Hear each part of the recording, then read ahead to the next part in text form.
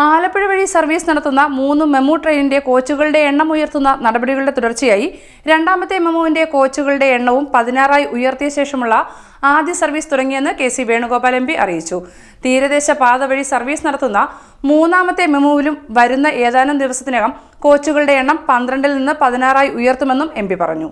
ആലപ്പുഴയിലെ തീരദേശ റെയിൽപാത വഴി സർവീസ് നടത്തുന്ന 3 മെമു ട്രെയിനുകളുടെ കോച്ചുകളുടെ എണ്ണം 12-ൽ നിന്ന് 16ആയി ഉയർത്തുന്ന നടപടികളുടെ തുടർച്ചയായി രണ്ടാമത്തെ മെമുവിന്റെ കോച്ചുകളുടെ എണ്ണം 16ആയി ഉയർത്തിയ ശേഷമുള്ള ആദ്യ സർവീസ് നടന്നുവെന്ന് കെ.സി. വേണുഗോപാൽ എം.പി. പറഞ്ഞു.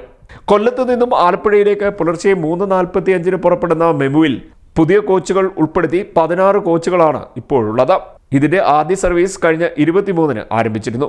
തീരദേശപാത വഴി സർവീസ് നടത്തുന്ന മൂന്നാമത്തെ മെമുവിലും വരുന്ന ഏതാനും ദിവസത്തിനകം കോച്ചുകളുടെ എണ്ണം 12-ൽ നിന്നും 16ആയി ഉയർത്തുമെന്നും കെ.സി. വേണുഗോപാൽ എം.പി. പറഞ്ഞു.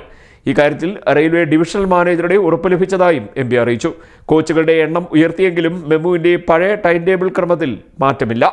താൻ റെയിൽവേ മന്ത്രാലയത്തോടും റെയിൽവേ ബോർഡിനോടും നിരന്തരം ആവശ്യപ്പെട്ടതിനെ തുടർന്നാണ് മെമു ട്രെയിനുകളിലെ യാത്രാ തിരക്ക് കുറയ്ക്കുന്നതിന്റെ ഭാഗമായി കപൂർത്തലയിൽ നിർമ്മിച്ച അത്യാധുനിക മെമു റേക്ക് തിരുവനന്തപുരം ഡിവിഷന് കൈമാറിയതെന്നും എം.പി. പറഞ്ഞു. CD net news, Kayamkulam.